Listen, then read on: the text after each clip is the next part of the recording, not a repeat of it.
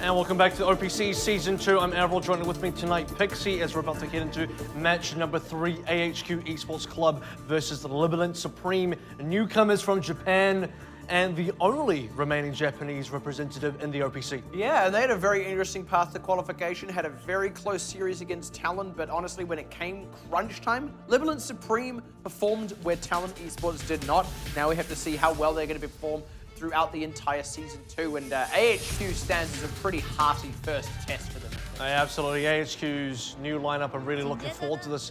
And of course, if you weren't here in the earlier match, we did mention a couple of swaps there. We're going to get into that later. First of all, though, before we even get in, Libalent Supreme from Japan, 2 members who represented Japan at the Overwatch World Cup, who, in spectacular fashion, almost knocked Australia out of their home ground. So, you know, 2 of those members, Daraton and Jasper, now in the OPC.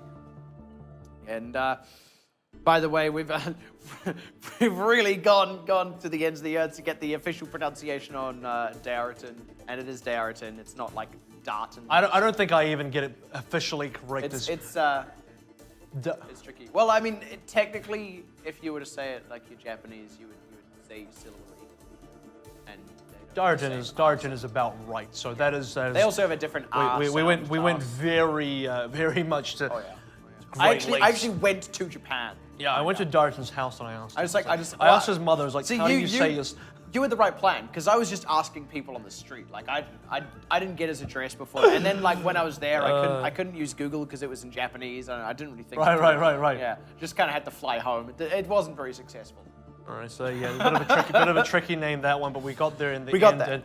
And, you know, so in terms of looking at the updates here, I think we might want to start with AHQ. So if you weren't here in the previous match, we did sort of go over a couple of changes there, which were the fact that Calman and Eddie Boss from the previous AHQ roster in Season 1, Eddie Boss even being the captain of the team, have both stepped down to I guess, perform their military service and roll into the military service. And Rapid, otherwise known as Rapid Fire, has now come in as the main Tracer player in their stead. Kerry's has moved on from the sub position into the core roster as well. And those have been the main changes on the AHQ side. But the rest of the roster remains the same. And the only difference here is Lazy Titan has renamed to Hihi, which is actually his original name that he was called by most of his teammates, and most of the interviews referred to him as Hihi anyway, so I guess legitimizing that name now onto the roster. The thing that I think I'm most interested to see with this team, I don't want to speak too harshly here, but we did start to see towards the end of Season 1, Jinkao, when he was on that Tracer, wasn't quite matching up to the likes of... Calman. Calman, sorry, wasn't quite matching up to the likes of players like even Xiaolin, or indeed Eichenwalde. Like we were just not quite seeing that same parity as what the other top 3 teams had, and even some of the teams below where AHQ ended up in the standings. So Rapid, in a way, he's got big boots to fill, but the boots aren't of the team's former Tracer, right? He actually has to fill the boots that their former Tracer was struggling to fill. He has to be matching up to Xiaolin and the other really, really high-performing Tracers. Like Bacon Jack, exactly. So that's kind of what he carries coming into this, and I don't want to speak too soon, but there is a lot of promise about the guy. I think, you know, for AHQ, who, you know, definitely noticed that was one of their main problems, and said, look, we need to essentially take this, you know, take this by the neck and just really fill that slot with something that we believe is strong. And I would trust that AHQ would go to all lengths to find the right player for this role, specifically to fill the Tracer. And AHQ, who came so close last season, they had some very good games against Blank. Even in that finals that we said, look, they didn't get their chance to get the revenge against Flash Wolves because they hadn't made it past Blank yet. So AHQ were one of those teams that did show a lot of promise earlier on in the middle stages. They did lack a little bit, then they sort of came back, and now we're looking at Libalent Supreme. And Libalent Supreme were a team that beat They took out Talon Esports. They beat Detonator Korea as well, if I'm not correct. I might have to just double check that a little bit. But unfortunately, the big takeaway from that qualifier was they had a very hard time against Ardiant. Yeah, the thing is, everyone had a hard time against Ardiant, but I think that's absolutely true. And, you know, sure they qualified, but yeah, they're going to come up against Ardiant sometime in this tournament. So you can't ever call it this early. Like, we haven't even seen these guys play in Season 2 yet, but the suggestion would certainly be wherever this team ends up being, it could well just always be below wherever Ardiant are. So if they don't want that to be the case, they've got a lot to prove here. They very much can prove it, so question marks abound, but it is just a team with a decent amount of promise. I'm excited to see where they do end up going. And by the way, that is Hotate, not Hatate. Yeah. Like the I Taylor Hatate Swift. you. Like the Taylor Swift song, like Hatate's gonna Hatate. And it's more like it's like hate, but with the actual like the extra Hatate. the T stuff in there. I quite like the DPS combo here because it's Hotate and you almost got me there. You Potato. You planted that in there for me. Yeah, him and Hotate and Pepper in the same combo. I like to call that one the hot pepper combo of the OPC. So that's something to definitely look out for. I want a divorce. I got the papers ready. So that's something to look forward to, and of course, Darton and Jasper as well coming out from a magnificent performance in the Overwatch World Cup. So a lot to look forward to there, and I think for Libalent Supreme, and in fact for Japan in general, a lot of the general Japanese community did feel like they, Sun Sister and Detonator Gold did unfortunately underperform in season 1, and they wanted to see, they wanted to prove to the world, look, Japan has stronger teams at this, has stronger players at this, and they can come up onto a bigger level and really show people what Japan's made of. I think they did that in the Overwatch World Cup, and they're looking to do that again and cement that sort of legacy and cement that opinion in the OPC as well. But they're going to have to really show it because what we have seen of them so far was a smearing from Ardiant. And Ardiant had just had a close series with Hong Kong Attitude. They've had a bit of time off now for all of these squads. It's for Libalent Supreme to come back versus AHQ, third place team from season 1. It's going to be a big ask. It absolutely is. First map, by the way, is going to be Nepal. That's AHQ's pick, and that is an AHQ special. So this is going to be a very, very tough one to take it out the gate for Libalent Supreme. But also, this is AHQ kind of wanting to, go to their old beats and just kind of play their game, show us how good they are in season 2, and set their baseline. I feel like that's kind of the vibe I'm getting from that pick. AHQ just want to show us who they are this time around to start with. I don't think we're going to see whatever AHQ we're going to have at the end of this first 6 weeks. So take everything that happens with a grain of salt. But I think we can expect good things. I would like to as well. I think AHQ come out from the OPC is a team with more to prove than say the other top placing teams. So for Flashballs, they obviously won. They're here to defend a title now. They're here to defend a championship. For Blank, they narrowly missed out. They just want to try and close that gap between Flashballs, but it did look like for the most part Flashballs and Blank were some ways ahead of AHQ, and AHQ do not enjoy feeling like the underdog of the playoffs level teams. They like to feel like they should have been in that number 2 spot or even that number 1 spot and really compete with the top 2 and really have the ability to play on equal footing with them. But they come into OPC Season 2 now as a team looking to prove that. Yeah, and the unfortunate thing as well with how Season 1 fell is actually they weren't the 3rd place of those top 3 teams. In a way, they were almost the 4th place of the top 3 teams because of their performance relative to Hong Kong Attitude at the end of the season. They were not able to beat Hong Kong Attitude. It's just that the standings had pretty much already locked because of the sheer number of wins AHQ had picked up before that. But the thing to be said there is AHQ had picked up that considerable number of wins. They had been well earned and well deserved. So let's just kind of take that as it is, bundle it up, package it up, send it off. But that is what AHQ have on their minds coming into this. And you mentioned something else about the previous Japanese teams we've seen in the OPC. That's kind of the weight that Libalent take into this, right? There is all the promise about them right now of, yeah, look, will show what Japan can do. But with that promise comes a weight of you don't want to end up being just in that bottom 2 again. Even if you perform really well, you don't want to be in that bottom 2 again because of what that is going to say about the talent your country produces, whether that is a fair thing to say or not. And by the way, I don't think it's a fair thing to say, but someone's got to be in that bottom 2. And Fireball, who are now Mega Thunder, only just escaped it last time around. So around the bottom end of this table, whoever ends up being there is going to be this incredible foot race of just constantly trying to stay one step ahead of those other teams. Which is what makes the season very exciting, right? Because you don't have like, oh yeah, these are the bottom 2 teams like you had in Season 1. You can't just immediately go in and say, yep, here's your bottom 2, done and dusted. It's a race within the top 6. It's a 6-team race, not an 8-team race. This is very much now an 8-team race. It is very difficult. There is no bottom 2, there's the top 8. It's very difficult to place your finger on exactly who are the weakest teams so far. Yeah, Mega Thunder didn't come in flashy today. I'm expecting a little bit more Thunder and less, just dark clouds from them in the coming weeks. And with Libalent Supreme as well, you said it, the weight of Japan really rests on their shoulders, and I think that's quite important because even if they come bottom 2 with a good result, that says a lot about them again, and I think the perception of it will remain that Japan somewhat lacks behind the other regions, and that is, I think, for Libalent Supreme, a big motivator for them to want to achieve much better results. Yeah, in the same sense that if Ardiant end up winning the whole thing, there are going to be a lot of people for whom the takeaway is, oh, Korea is just absolutely the best at esports all the time. And again, I don't think that would be a particularly fair assessment. But in any case, that is all conjectural. That is all matches and tournament results that have not yet come to fruition. We are only in the 3rd match of this incredibly long tournament. And for some of these rosters and some of these teams, the first time they are debuting them on the OPC stage. And for returning teams like AHQ, there's just so many storylines here. For the returning teams, another shot at getting a better result. For the teams that came very close, another shot at trying to get even closer. For Flash Wolves, a chance to defend that title, and the new teams, a chance to prove their mettle amongst proven veterans already. So everyone's got something to fight for in this season. And indeed, out to test their mettle here is Libalent Supreme coming up against AHQ Esports Club on Nepal. This is AHQ territory. Libalent are trying to make their mark on it.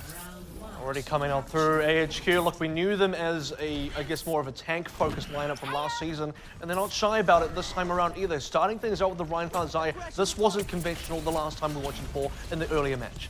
Yeah, and by the way, Eric is, of course, Eriken. Hehe407 is Hehe, or formerly Lazy Titan, for those of you who remember him from Season 1. And this is the opening skirmish now as Hotate really trying to get into the back line. It pays off. That's a trade back, though, as Darrington goes down. Jasper demeched and Selene pressured way back. They're getting the trades back, though, as they go aggressive with their own DPS. And they're able to push it through here. AHQ looking a little bit worse for wear. Dizzy. Nah, not quite going to get the hero play there. It's still a little bit tight on this one, but Libalent are going to be able to get the point cap, and that means they'll be able to reinforce it just barely in time. And I think the mobility there from Libalent really overwhelmed AHQ. You saw the tanks get backed up into a corner. That you saw Eric. He didn't know which way to point his shield. He got one shield with a multiple direction, 360 worth of angles to try and look at. He just couldn't get everywhere at once. And Dizzy couldn't find the mark there. Neither could Rapid. AHQ still have to try and make a good showing out of this. In any case, Pepper out with the pulse bomb, doesn't connect with anything, but Hotate looking to connect with his blade, gets crappy. Hehe, Eric as well for good measure. That's going to be the whole 9 yards. Rapid getting a couple of trades back, but that's really all it was. Good work from AHQ's new Tracer, but Libalent had this point on lockdown. I feel for some reason, and AHQ really have misjudged what was going to happen on this shrine, what was going to happen on Nepal. They expected maybe a little bit of a slower fight, a slower meta where Libalent Supreme was going to match the pacing AHQ wanted to dictate. But so far, it has been Libalent Supreme running circles around AHQ Esports instead. So for AHQ Esports, they wanted a slower gameplay, they wanted a slower pace of the game. They're not going to get it, at least not from this team. And now they have to match Libalent. That's what's going to happen here. Libalent aren't going to suddenly slow down, so AHQ have to decide now whether they can match that pace just enough with that Reinhardt and Zarya and also the Reaper as well, whether that's still viable for them, whether the power they get from those picks can overcome the mobility that Libalent are kind of using to run circles with them, or whether they just need to ditch it, change up. They may only change up on the second map. It's not a good time to really change right now, but see how the next fight fares for them. And 50% gone already onto the progress, but this is where AHQ start to get those ultimates, so they've been banking up for a while. They've been waiting. Wow! Shatter, it's huge! Very quick, and yeah, cash money. That check goes straight into the bank. It's really just Jasper trying to duck and dive back, but that defense matrix can't stop a hammer. Pilot form goes down, and Eric is like, you know what, guys? I'm tired of losing. fights. Let's have a win. And Eric Hand, he was one of the players from Reinhardt. I mean, he's probably one of the main tanks of the OPC who played the most Reinhardt in Season 1. He classically had that brilliant Earthshot against Blank onto Hanamura that really won the series. The first time AHQ beat Blank, you're starting to see moments of that come into effect again. Graviton Surge now coming up to the next rotation, as well as Death Blossom. Now AHQ have found their pacing and found their mark.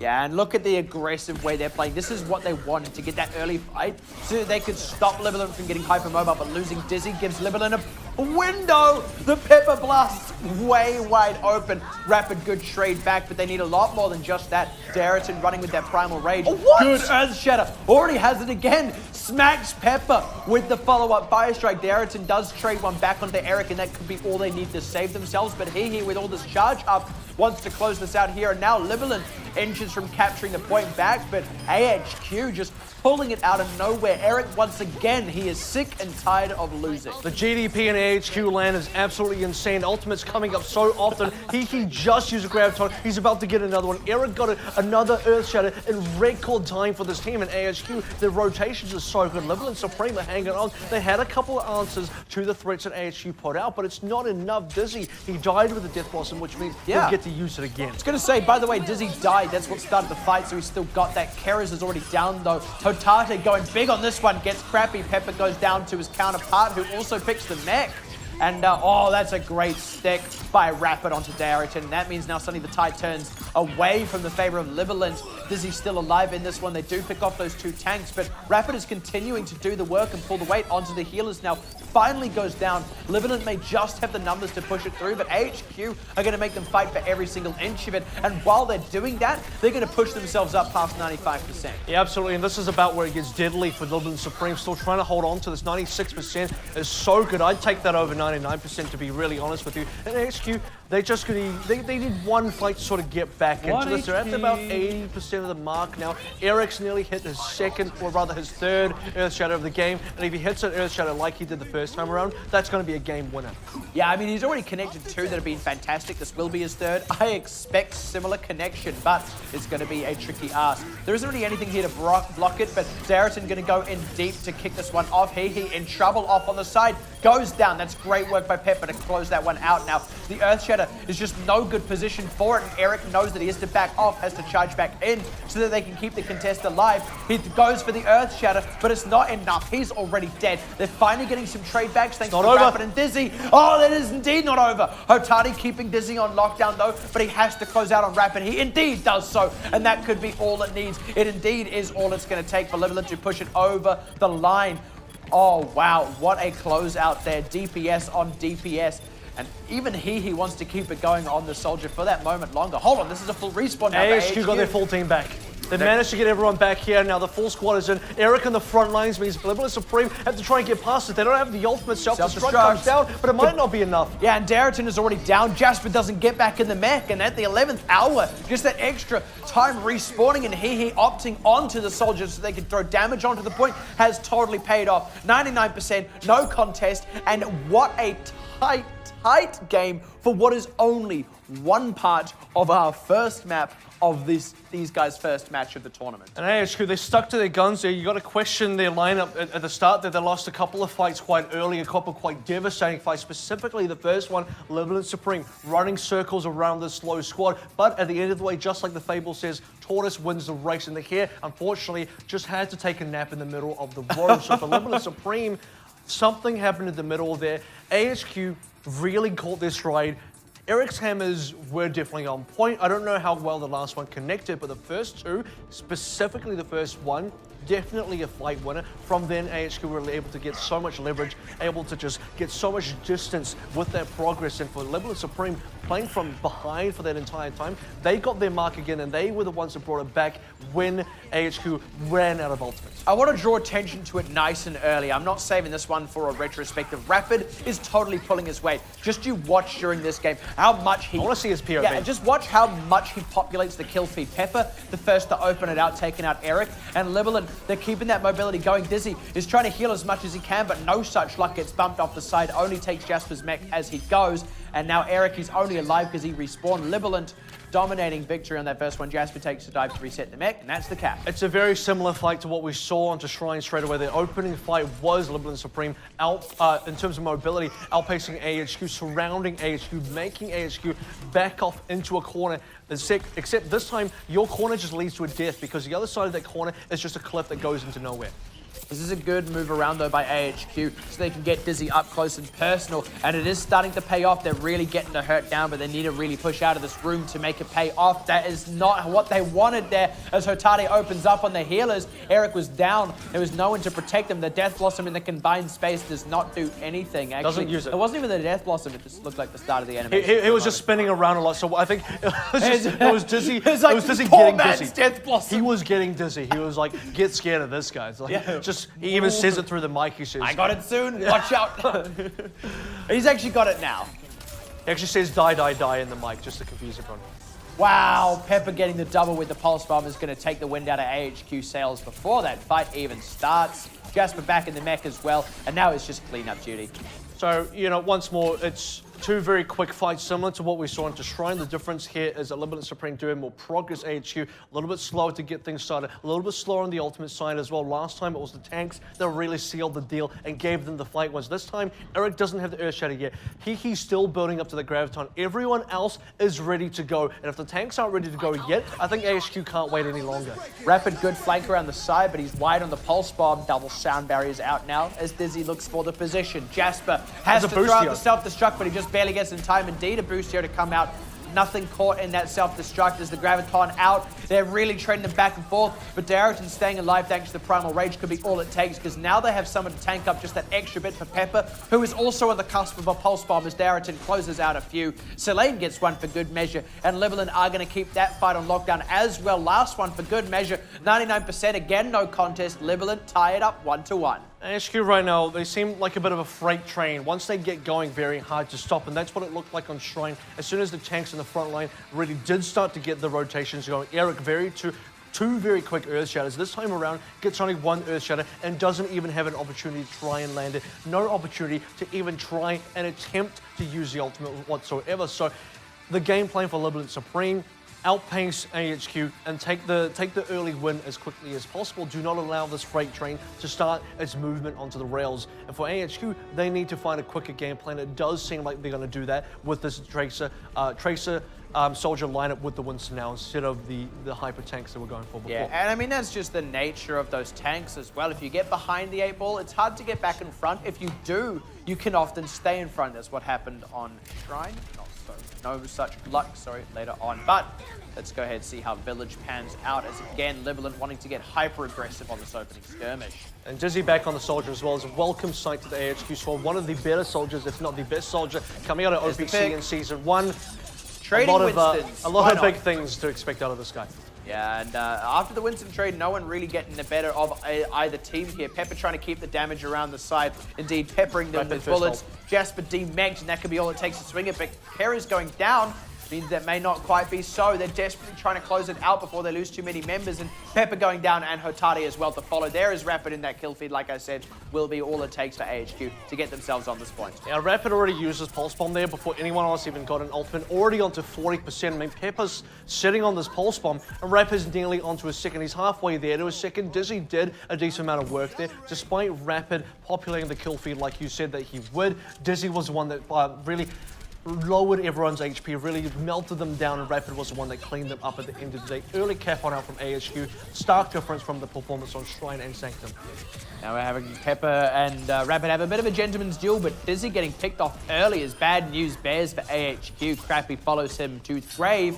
Now Libalent are actually in a really great spot to kind of push this attack through, and I bet AHQ wish they had those hyper-carrying tanks now. He goes down before he can get back in the mech as the self-destruct was still channeling. Rapid goes down to his counterpart, and the only one they got back in that whole shebang was Hotate. They've committed quite a lot of ults this as well, and Libalent, they've got a full 6 as they get the cap through. Now this is very efficient now, a lot more efficient than what we even saw out of Ardian earlier on. In fact, 6 ultimates and none used in a fight win nonetheless. All they had to do was get a couple early picks, snowball that, and convert into bonus picks. Don't spend anything for it. I call that theft. That, I mean, I can't argue with that. I mean, yeah, by definition, sure. In any case, Libalent now going to have to do something about Rapid on the point, because if he gets a sneaky cap, that's going to be really bad for them. And that's indeed what happens as they start committing their ultimates. Now, actually, AHQ have kind of taken Libalent by surprise. They forced Libalent's hand, and AHQ have evened up the positioning now. Dizzy opening up with the tactical visor, gets one, gets two now. That's all they really need. And they may even still get more, as Darrington has thrown out his ultimates to little effect. Dizzy getting another one. Hotade holding on to his Dragon Blade. And because that cap went through, Libalent did not get to fight the fight they wanted. They panicked, they threw all their ults, and they lost. It's really interesting, you know, Libalent Supreme, they made huge savings on one fight, they overspent on another one, they can't find the deal that they're looking for, and they pay, unfortunately, a bad price. They're having a really hard time budgeting. Something like that, I mean, I talked about the AHQ land economy and the AHQ land GDP really skyrocketing. They're ready to sort of get back into the motion that they're now recharging those ultimates once again. Dizzy got great value out of his tech visor. AHQ can keep doing that, they'll get a win. That's a huge one to open it out, and that means he's, honestly, free targets with the Dragon Blade there. Eric goes down. He can't even find someone to swing at as the rest of his team is doing all the other damage onto those members. Dizzy only just respawning there. So now the cap through for Libalent. They've got a lot of holding to do, though. HQ, they only really have to win one fight. 96% again. What if they have 95% on Shrine, if I'm not mistaken? Either way, really good progress. AHQ getting really far ahead. Big difference from what we saw into Sanctum. Winning the early fights. This isn't something they've done on either Shrine or Sanctum. This is as ahead as they've ever been on this map so far. Libalent, it's been a close game, and now Pepper going to open it up for the carriers to start things off. That's exactly what they needed out of that Pulse Bomb. That's going to give them the time to get the other ultimates up so that they can start to equalize this. Otherwise, AHQ are really threatening to just run them over. AHQ still collecting those ultimates. 4 now onto the board. One fight win will be only what AHQ need to really seal the deal into this one. Carrier's coming up as well. I mean, this is just going to be a Christmas tree lighting up. Yeah, Rapid's already got his Pulse Bomb, and he's on the point again, just the same play, but, you know, shame on me if you fool me twice. Jasper reacts, Rapid forced off now. They have to look for a better fight. Rapid needs to not spend too much time here as well, but at least he is keeping Jasper busy as Hotade picked off. Darrington throws out the ult, and the Transcendence too late to save Hotade, which means AHQ, they're actually capping the point. They got the numbers advantage. They got the ultimate advantage. Sound barrier running means health advantage. Is there any advantage they don't have as they start to get the kills through as well? Jasper already down and out for the count, and unless Pepper gets a crazy Pulse Bomb, this is already looking the way of AHQ, and it's not even over yet. The cap to come in now is Libalent struggling for members. Pepper, no Pulse Bomb, and the cap goes through once again. No contest at the very end, no overtime. AHQ win it 2-1. And no members alive either. You had to look at the end there. Hotade and Jasper, the only ones up. And is it respawn as we're waiting on? This should have been one of the early ones. I think it might be Shrine is what we're looking for here. Okay, Sanctum is actually going to be the play, but Sanctum was where AHQ struggled, and I think AHQ 100-0 was the score for Libalent Supreme. So AHQ was a bit of a non-factor here. They gave this round away. They gave the stage away of Nepal for basically nothing. I mean, it was 3 samples along for Libalent Supreme, and then now I'm going to collect. So at the end there. Sure. But the fact is, I think it wasn't samples, it was actually IOUs. Yeah. And then they came to collect. You thought they were samples, but actually you had to pay for them. But I am a little bit concerned about some of the things AHQ tried to do there. But you did see when AHQ wanted to match Libalent Supreme blow for blow in terms of compositions, in terms of the overall game plan. When you go to the Tracer Soldier, that is, to me, the bread and butter of AHQ. You have one of the more dominant soldiers in the OPC. You now have a main Tracer player who you specifically recruited into the team to play Tracer. You've sort of sharpened the edges of the team and really rounded up the weaknesses of the old AHQ lineup. So really no excuses anymore. They've really wanted to try and bring out that tank lineup to start things off with. Some success on Shrine. I feel like they've really got there off the back of a couple of well-placed ultimates. But then on Sanctum, you see Libalent Supreme exploited it. So going to the Tracer Soldier, I think is what AHQ need to do to win this entire series. Yeah, I would absolutely agree with that. And speaking of, dude, the Tracer totally pulled weight there. I mean, was instrumental in AHQ picking up that win, right? I mean, they recruited Rapid specifically to play Tracer. We said that there was going to be a question. We had to see a lot of Rapid in the kill feed for it to be worth it. It was totally worth it. This, though, was Pepper being big in the kill feed. This was the opening fight of Sanctum here. So, honestly, what happened was Libalent just kind of caught AHQ in an awkward spot. Not quite sure what AHQ's plan had been getting into that spot, but Libalent saw the opportunity, they took it, it paid off. Well, it was essentially, you know, AHQ wanted to get quite aggressive with the early shielding from the Reinhardt, but then they got backed off once the shields started to dissipate. They backed themselves into a corner similar to what happened on Shrine, except on Shrine, like I said, they got cornered, they got killed because they had nowhere to run. This time around, it's almost even worse. Stuck between a rock and a hard place, or rather a Libalent Supreme team and an empty pit and a cliff, because you're backed into a corner where the actual back has no wall. You're just diving to your death at that rate. So actually, an even worse position to be in, maybe. Technically, because I mean, you see like on the opening of the map where it's doing like the three little like bits of the map. Technically, if you jump off that cliff, shouldn't you land on one of the other maps? You actually land into a courtyard, a snow-filled courtyard is what I think I can tell from those map intros that you sort of look Jeff, at when please it's really... confirm. Yeah. I mean, Kaplan, not... Yeah, not Jeff from Ardian. Yeah. Honestly, I was Jeff from the waiting... Ardian team. I was waiting for a good moment to sort of rip that one open, but I was going to save it for the next time we see Ardian. But you know, Jeff from the Ardian team, and I made this game or whatever, something like that. Jeff from the Ardian team here with another Overwatch. Save the pun formulation for later. You're gonna be lying awake in bed tonight like Jeff from the... Jeff. How far can it take? You just end up saying it's Jeff from the Ardian team, no pun intended. You know Jeff's old alias on Ardian team. His old alias was Aim God, so that's something to take away. Something I don't think I've really mentioned, but there it is for you. Do you know what Jeff Kaplan's old alias was? It's a bit rude, so I think I do. I think I might know it, but it's surprising that it is such a rude name Yeah. for someone who is like now the guy for Overwatch. Which is why now he's just Jeff Kaplan, not what that name was. Yeah, so yeah. Google it if you want to, but it's probably not going to be said here. I think the next map did get revealed, if I'm not mistaken. Did indeed. Eichenwalde is the map. Yeah, I like this map. I just thematically, I really like this map. Thematically. Yeah, I get excited every time. Like, here's the thing, right? As a caster, I have to provide legitimate reasons as to why teams pick these maps and yada, yada, yada. But at the end of the day, dude, I'm just excited to go to Eichenwalde. Like, I just like this map. I'll tell you what. Straight up like if AHQ win, they can hang the dragon banners off the top of the battlements and all that. So there is that. I think this is going to be a strong map for Dizzy in particular to take advantage of with the Soldier, a lot of high ground to play with. At the same time, Hotate on the Libalent Supreme team, they're going to have the ability to really be quite mobile with his Genji. We've already seen the effects of his Genji when he gets given the opportunity to get the flanks around, really surround the tanks and really run around the AHQ side when they don't really know what direction to look at. Now, one thing I do want to bring up, because we actually do have some relevant data here. Libalent did play this map against Ardiant in the promotion relegation tournament. Yeah. They picked it themselves. Ardiant won it in convincing fashion. Libalent's defense was really, really lacking. Ardiant's offense was as strong as you would expect. Libalent's own offense, they did actually push it through a little bit. They got some decent progress here and there, but it was a lot less and a lot slower than what Ardiant were able to do. However, that was Ardiant. That was also a long time ago. And already I feel like the Libalent we saw just before against AHQ is already looking better than the one that was in promotion relegation. So this is their pick. They've got a plan. I'm expecting to see some really good things, but AHQ can have done their research on this map. This should not take them by surprise. I think I actually have to agree that Libalent Supreme looks stronger than they did in the promotion relegation tournament, because to have that kind of result on the ball against an improved, mind you, third place team from Season 1 is already a fantastic start. If you have a start where the third place team is already rolling you, then you've got some problems. You're staring down the face of a potential 7th or 8th place placement again, but being quite competitive with the number 3 team from last season is a very good sign for things to come.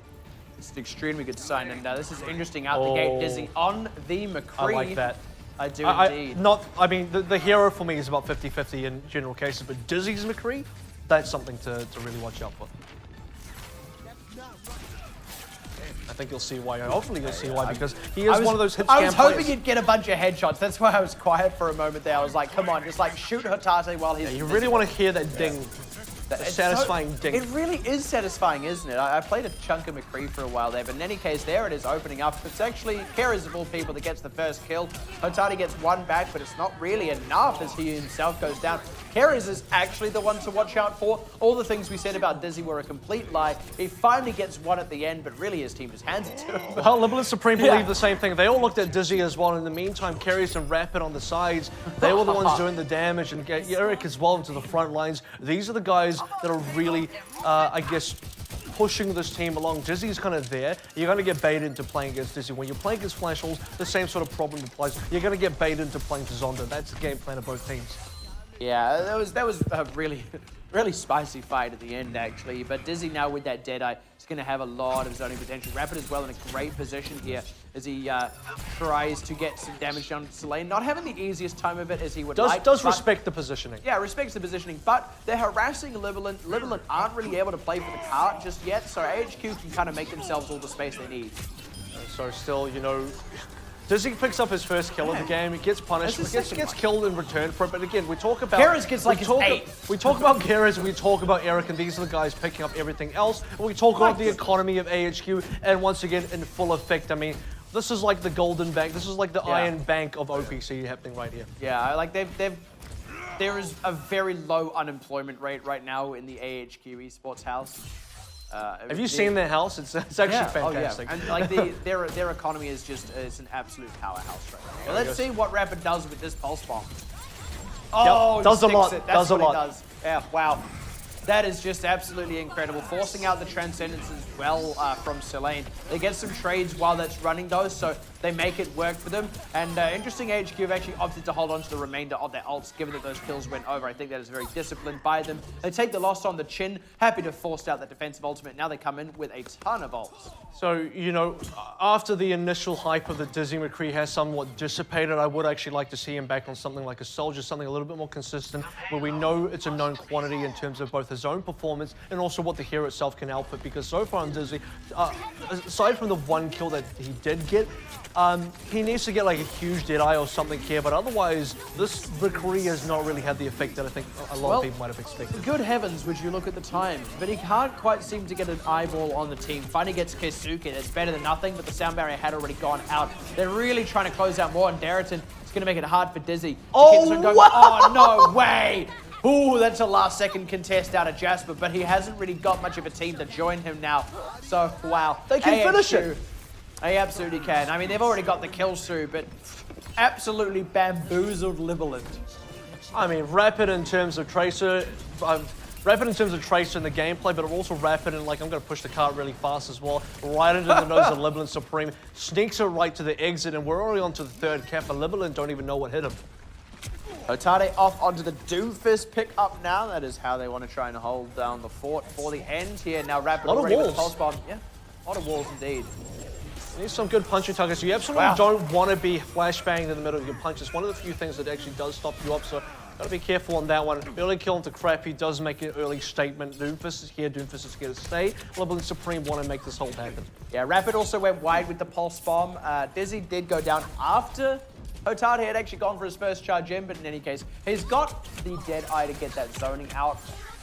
He's been holding on to this for most of the game, and this is the kind of concern.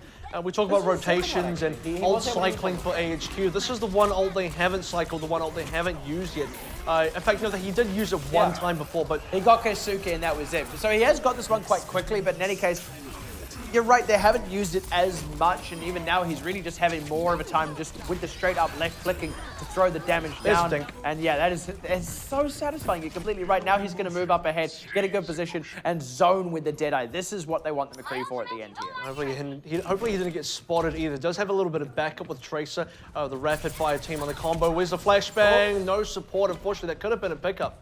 Yeah, it's a little unfortunate. I don't think they were actually expecting to close out on Pepper. I think they were just wanting to hold the ground. But in any case, 6 on 6 once again. Dizzy picked off on the side. That's unfortunate, but Rapid trading it back. Otade trying to keep it alive, but he goes down to Hehe, who is now throwing out the self-destruct back into the mech. He does not go as he goes down to Jasper's own self-destruct. And Libalent, they're keeping this one alive for themselves just off the back of a couple of key picks. Even when they're trade backs, they've got the respawn advantage to help them out, and that is going to be just enough to kind of stem the flow there of blood, and AHQ will get beaten back. Yeah, and 2 minutes 30 remaining here. Looking for a meteor strike angle for Otade as well, and for AHQ, Still waiting for this Deadeye, the second Deadeye of the game, to really have some sort of effect. And I feel like Rapid's done a great job of holding the fort regardless, despite Dizzy getting taken down early. Here's a response. It's going to be a double kill with the Pulse Bomb, and it's going to be Rapid always keeping AHQ within the game no matter what the situation is. Okay, there we go. Crappy goes down to the ultimate, and Darrington goes diving on in on top of that one. Hotade absolutely going off now. This is what we want to see out of a Doomfist, is that sustained fight, and with the extreme aggression from the rest of the team, they're able to hold that one out. Here we go, on to the Reaper now. So this has been Dizzy's, I guess, other pick so far for the evening. It does actually work quite well. I like the Reaper pick against both the Winston and the Doomfist. I think that's going to do a lot of work. I do miss the Soldier, though. I really miss the Dizzy Soldier, and I wish he brings it out. Rapid trying to get aggressive onto Hotade, but Hotade just has his escape covered by Jasper, so now the fight is essentially reset, or at least the position has, but Crappy down and out for the count at the top. Makes it a little bit rough for AHQ. Now, Libalent are actually just going to bide their time. AHQ backed off very quickly after losing their support player. Smart call. We've spent a lot of time here now on the third cap. I mean, if you're a tourist on Eichenwalde, this is where you really wanted to stop and take a bit of a lunch break. Yeah. And for AHQ, it's not really a time that you want to be spending too much on here, because you had a really decent run in the first cap. You had a decent second cap as well. Rapid sorted that. But now in the third cap, you can't get past Hotade's Doomfist. You're not getting past any other player either. Yeah, Dizzy trying to get aggressive now, but the sound barrier is just there for Libalent, and suddenly they're really struggling. That forces out the Transcendence from Kiriz, so it's something to get Darrington out. He wasn't ultimate that they had available. Jasper demexed. Dizzy is starting to get the work done, but he needs to get up to that Death Blossom here, and they're still going to be fighting through the respawns. The payload is reset enough that the respawns will fully come out for Libalent. Positioning is important here. So for AHQ, despite the respawns from Libalent, AHQ get to set up first. They get to deny the high ground positioning. They get to deny any sort of setup for Libalent Supreme. It's just going to be them streaming out. But they've got the people to stream out with. They've got themselves a Winston. They've got themselves a Doomfist. And here comes said Doomfist, looking to get as aggressive as he possibly can. Good time, sound barrier. He's into the Meteor Strike. Now what can he find? He's desperate for someone. Right into the middle. Doesn't quite catch anyone, but he is ready to go. A brawl, and Dizzy is down already. Self-destruct from here. He does catch Selene, but Libalent, they've kind of steered themselves through the worst of it. Dizzy being dead means no Death Blossom as Rapid's ult goes wide, but they lose Darrington, and they're about to lose Pepper. Hotade getting picked as well. No mech for Jasper. No Jasper at all. Kasuki is down. It's just Selene floating as fast as he can to the point, but it does not matter. And AHQ push it on to the end with no time left on the clock. So it is good that AHQ finished the map. A little bit concerning that they finished it with the time they had remaining, and it does somewhat feel like Dizzy, one of the star players from Season 1 for the team, right now appears to be somewhat of a liability. And in terms of a liability, I don't want to get too carried away there to say that he actually was causing his team to lose, but certainly I don't feel like he was pulling his weight as much as he was expected to. Instead, you had a guy like Rapid who, if you were ever concerned about whether he was going to perform for the team, I think those concerns have well been put aside now. And I think for Dizzy, the Reaper was definitely starting to do a lot more work, certainly more work than the McCree was doing. Didn't quite get a chance to use the Death Blossom, died with the Death Blossom, which was unfortunate, but I mean, Soldier, I think, still has got to be Dizzy's pick that he goes to. So here's the thing, right? The first point was an absolute whitewash for AHQ. The second point was pretty similar. There was some good moments out of Libalent, but the fact that the cart got snuck through the way it did means they really dropped the ball, and then them trying to pick it up it exposed them. They struggled to kind of recuperate from that. So all of that pushed it nearly to overtime there was on that third point and that third point line. So if Libalent can have themselves just a more consistent attack, they don't even have to get at everything on the first push. If they can keep a more consistent momentum, they can absolutely go through this whole thing way faster than AHQ. And I think the first cap is going to be really important here, because getting a quick first cap, allowing you to have this sort of momentum carry on through. We're not just talking about good time here, but getting a first cap means you don't give the opportunity for the defensive team to get quick ult charges. You have that momentum for it because you won the first fight, you got the early frags, you're going to get the first ultimates in the game too. That's going to say a lot for Libalent Supreme's ability to push on through the remaining of the map. And also because, you know, in terms of AHQ, their first fight was extremely good. You need to match that. So Hotade's out the gate with a Sombra here, which to me says they want to get these health packs taxed. They want to go for a sustained fight in this sort of opening part of the map here. They're not going to go ahead and rush in, but honestly, they might just have to rush now. You might as well rush. They might as well, exactly. Never mind setting up the health packs, and so that's what they go for. Good trade back on Selene. Rapid really pulling his weight there, but First third nearly there already for Libalent. They need to close out a few more. They're actually kind of struggling. Kasuke picked out. They just kind of lost their positioning there as Hotade wasn't quite ready for that. He was still busy playing the health pack game. And it does feel like a little bit of a 5v6 scenario going on there because Libalent Supreme might have been caught off with themselves. They didn't expect to get an early counter carries the way they did. When they did, they said, hey, maybe we should go in here, maybe we should make something happen. And they did try to do that, but I don't believe every single player was ready to take advantage of it just yet. And AHQ played it safely. They played it controlled defensively. They didn't try and do anything stupid there. They just played their game. And they also raid that Libalent committed off the back of the pick a little bit haphazardly. I mean, getting the trade back onto Selene was a marker of that. But in any case, Eric going down at the top of this one means we may be in for a bit of a repeat scenario. But again, they get a trade back. Selene for Crappy now. Rapid is in a lot of trouble though, and he's really struggling to retreat. So now Libalent has themselves a big window. EMP goes out, but Darrington is down as Dizzy is just kind of unanswered right now. Even though he can't use the Deadeye, he does not need it. He's got the left clicks. And between him and Rapid, they're just doing more damage than what Libalent can deal with because the EMP looks so fancy, but no one actually dived the DPS. We're talking about Libalent Supreme's ability to push on through the map, and I mentioned that a very good first fight, a very good first point take is important to that. Now we're at the stage of the game where AHQ once again got that economy rolling. Hotade gonna go into the Genji. I am liking this. The setup game, the EMP unfortunately wasn't strong enough. You landed a good EMP. Where was the follow-up? You couldn't get the push. You couldn't get the kills that you wanted. Put him back on something like a Genji where he has been performing. I think that's the key. And it's almost like they needed a Genji to follow up on the EMP, but in any case, out the gate, let's see how this one pays off. As already Darrington a bit low, forced out the Transcendence from Selene. Jasper has to throw up the self-destruct, but he has his own as well. Actually, Jasper goes down to the pulse bomb before he can get back in the mech. That is super unfortunate. They did get that third through, which is important for themselves, but without Hotade and on the cusp of losing Darrington, who may just want to die without blowing that ultimate here, that would certainly be the most efficient use of his time. Unfortunately, not going to get much more than that third. And that's the thing, they were close to getting that second third there, which would have really helped them out to really secure this cap. And with only 1 minute 15 left, even if they do cap, they're going to be severely behind the time in the pass set by AHQ on that second stage, despite AHQ relying on Rapid to sneak in on through. Hey, a win's a win and they'll take it. Now on to the point again. AHQ Eden have to contest it. Yeah, Eden indeed. Pepper not quite connecting that pulse bomb. Unfortunate for him, but Libalent still have more to go on here as they pick Dizzy. Darrington going aggressive with the ult. He's low and he may lose his life for it, but they may have just made it pay off. They lose Jasper's mech and Darrington barely gets saved by the Transcendence as Eric throws out his own ultimate. Dizzy, what can he get with this? Actually, that's not a tactical visor. He's actually just swapped up. But Hotade, what can he get with the Dragon Blade? That could be all they need. There we go. That's looking like a closeout for themselves. Oh, it's a lot. Yeah, that's a big one for them. It took them a while, but they finally get the payload underway, and they do still have time to push this to the end. Easily. Yeah, it's not Erster, but it is very impressive nonetheless, and they do manage to get the card on, like you said, in the final sort of moments. And now it's about playing catch-up. You don't want to be into the overtime before you even hit the finale of the street phase. You don't want to get to the castle and to already be in overtime. You need to have as much time in the bank as we get into this pause as AHQ did. AHQ struggled a lot in that third cap, and if AHQ keep up the defense that they had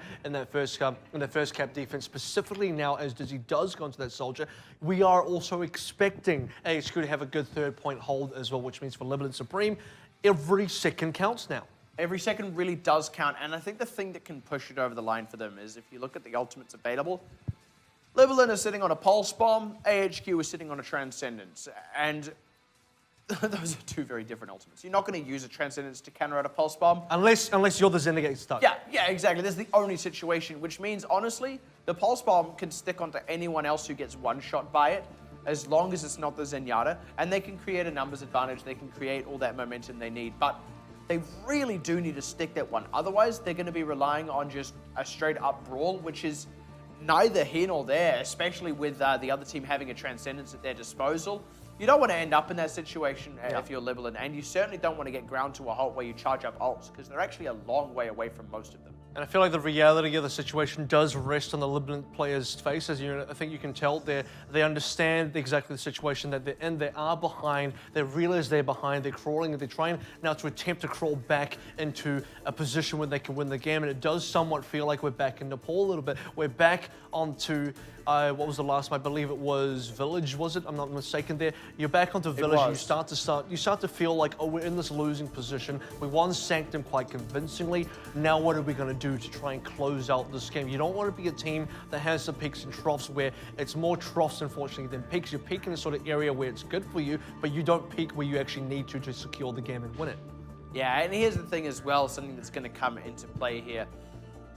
It's that little bit of mental fortitude. I mean, if you're Libalent here, you need to actually not let that thought that you were just talking about, AVRL, get to you. You need to stay cool, calm, and collected, and I bet you they will. Like, they're not actually really getting all that flustered here, which is important, but the one thing that has to be factored in is AHQ, with the wealth of the experience they gained during Season 1, is going to have no mentality issues in these sorts of situations, at least not for most of them. It would have to be extremely strenuous circumstances, right? This is a team that stared down the barrel of losing their chance to make finals, and then the worst happened as well. This is a team that has the mental fortitude for the situation. Libalent, in that regard, are very, very untested. And I want to speak to the resolve of AHQ as well. Do not forget that AHQ, this roster, minus Rapid Fire, minus maybe a couple of members in there, was built from the old AHQ first-person shooter roster when they played AVA, and they're world champions from AVA. You've got guys like Crappy, who's been a professional gamer under the AHQ brand for many years, even outside of Overwatch. These are tested veterans, not just in Overwatch, but in esports in general. So we talk about the resolve, we talk about their mentality going into this. They're absolutely going to be ironclad. Yeah, they really are. I mean, look, that's something that doesn't affect the situation too much when you're sort of, you're in like the second game of your first match of the tournament kind of thing. But look, it is absolutely a factor. And we did talk about the pressure that can potentially be on these two teams coming into this. AHQ wanting to show that they aren't worse than what their finishing performance of Season 1 was. And also Libalent, who want to prove that Japan isn't just going to produce bottom two teams for OPC. That's a lot of weight for them especially, and they need to have the mentality to just not ever let that get to them. But it seems like they've resolved their technical issues and unfortunately have lost the one ultimate they had at their disposal in Pepper. It's definitely going to be it, and if you've got a lot of weight on your shoulders, and you hope Pepper and Hotari have been working out, because that's definitely, they got a lot of work cut out for them, and definitely for the rest of the team as well. Don't make any mistakes on that. Yeah, that's the heavy lifting indeed, is that they fall back to lick their wounds a little bit. They're looking to go back on the dive, but Darrington needs to be careful as they lose Jasper's mech. Now he's the only tank, and now he's dead. He will get D-mech, but he's able to throw out the self-destruct, and Hotari unable to close anything out. AHQ just kind of put the foot down, stuffed up Libalent. And there's no AHQ putting their foot down like a Tracer Soldier AHQ putting their foot down. That's the real test. Now you're playing against the AHQ composition that they're going to bring out when things get really tough. The sort of composition they bring out when they really want to win. So if you can get past this, you can get past any AHQ. But that's the hard question to actually ask in the first place. And out the gate now, Libalent going aggressive with the sound barrier, but they aren't really converting anything, and Rapid is already around the backside of that pulse bomb out. Unfortunately goes down to Selene. Dizzy opening out with the tactical visors, forces Hotari to really just spend most of his time deflecting. Doesn't get anything with the Dragon Blade, has to take a long walk around to regroup with his team as well. And AHQ are now going to be able to get the respawn back in for Rapid, who can rejoin the fight. They've still got plenty of ultimates to go off, and Darrington is low even with that ultimate running. Pepper gets picked. Hotari closes out, and again AHQ about to put the foot down here as Jasper D-mech'd. Well, it's not even his self-destruct. No, it is, but Jasper's dead anyway. Rest in pepperonis, Jasper. It just seems like, Libalent Supreme are throwing everything at the wall here a little bit. AHQ have a response for everything. You want to go for Dizzy. Dizzy trades a player before he goes down. You got Dizzy. What are you now going to do about Rapid? Because he's respawned. You killed him a little bit earlier, but you couldn't get Dizzy at the same time. So there's always someone there. Carriers has been picking up kills. Eric's been picking up kills. He's been in your face, and Darrington's been falling over. And the thing is, Libalent just seemed to be struggling to close out the kills, which is odd because that was not at all a factor on Nepal. It's like they're just not quite executing as cleanly as they can, but in any case, payload back underway. That's actually what really counts here. It is going to get contested now, but They're forcing the ultimates out now of AHQ. Dizzy finds nothing with that tactical visor, and this is the one Libalent were wanting, as they've now kind of thrown off AHQ's positioning, and they take advantage. Now they strike. Keris is down. Hotati does go down as well with the trade back, but they've got they've got enough Pepper's still now pushing to keep this one going, and yeah, indeed, Pepper is still pushing the cart forward. They're in fact all pushing the cart forward. AHQ will get one more contest. Now, one more contest might just be what they're looking for, like I said previously as well. Even if they get this card through in the overtime, they're working with such little time going to cap number 3.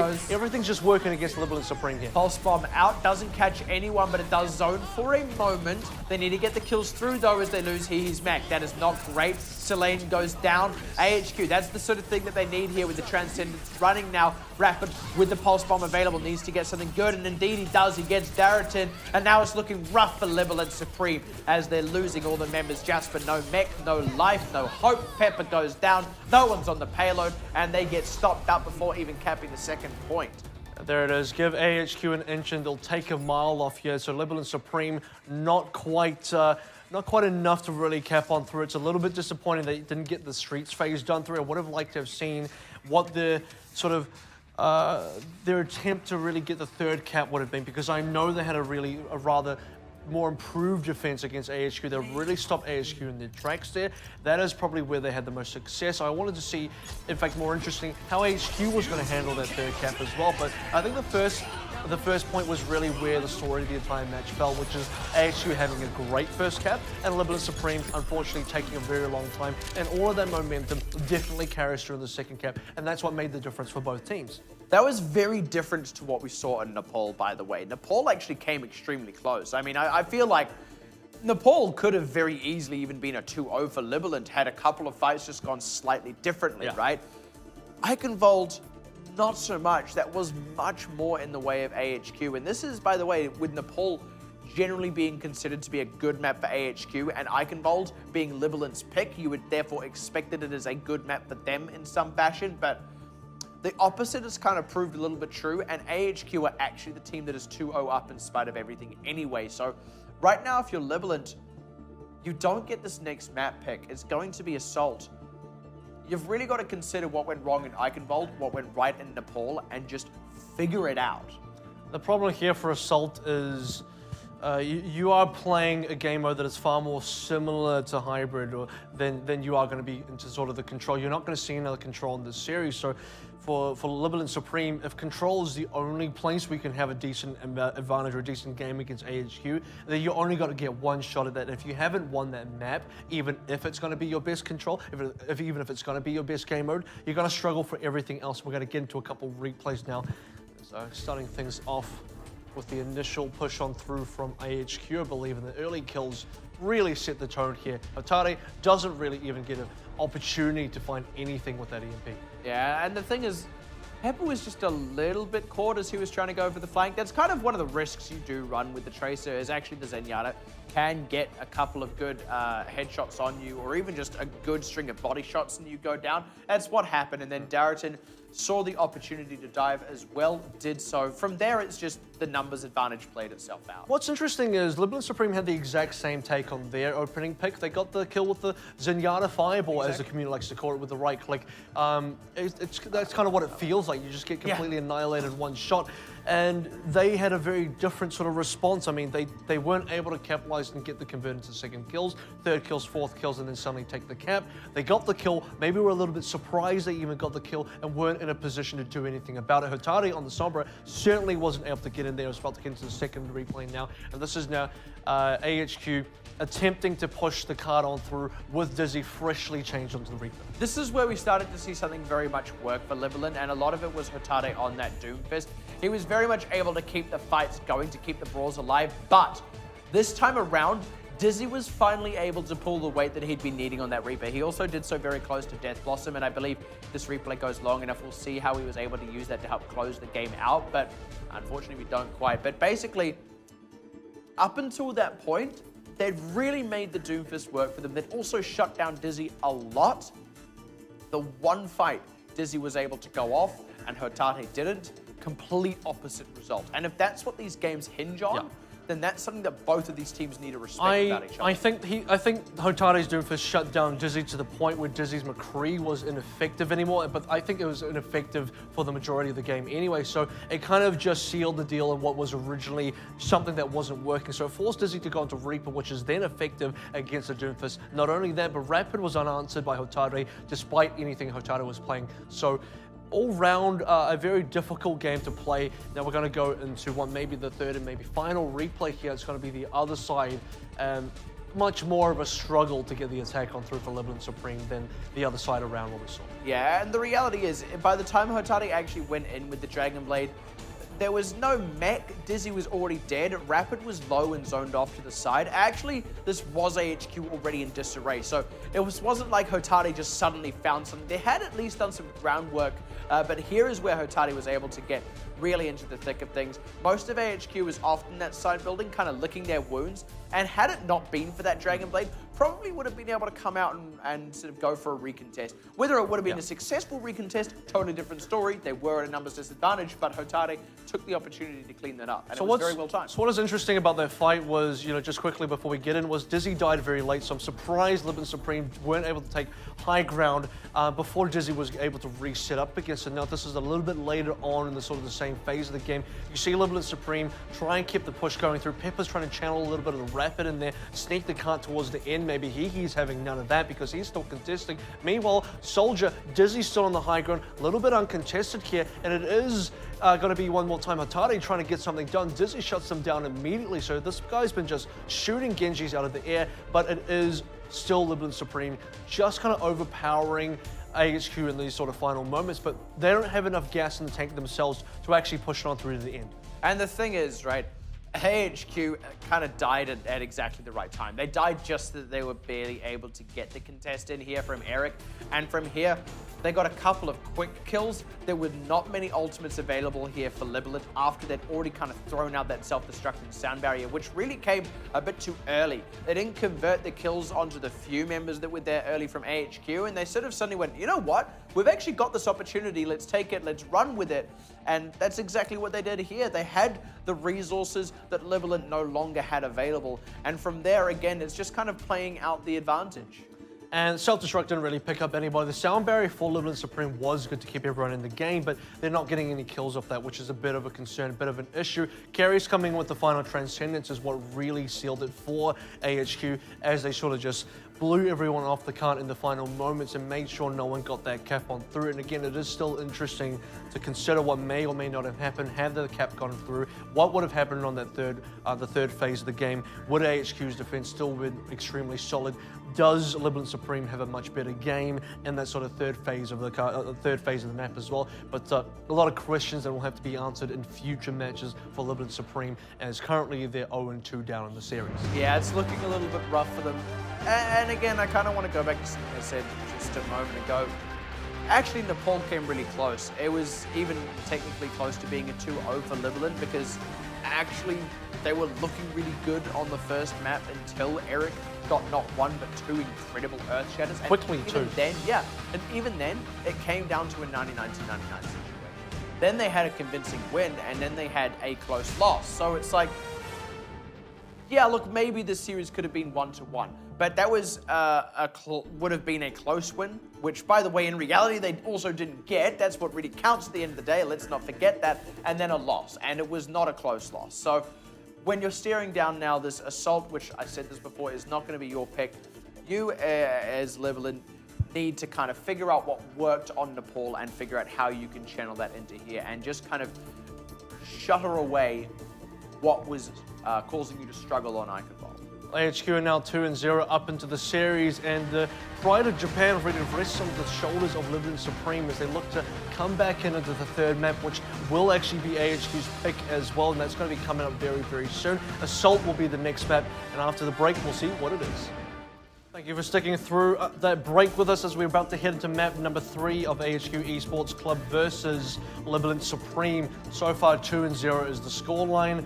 A very back and forth Nepal, followed by a more dominant display by AHQ on the Eichenwalde, now heading to Assault, which is also AHQ's pick. Yeah, and we've touched a little bit on kind of what the gist of those kind of has been and what it's going to mean for this third now assault map. So to kind of roughly recap, Libalent looked better on Nepal than they did on Eichenwalde.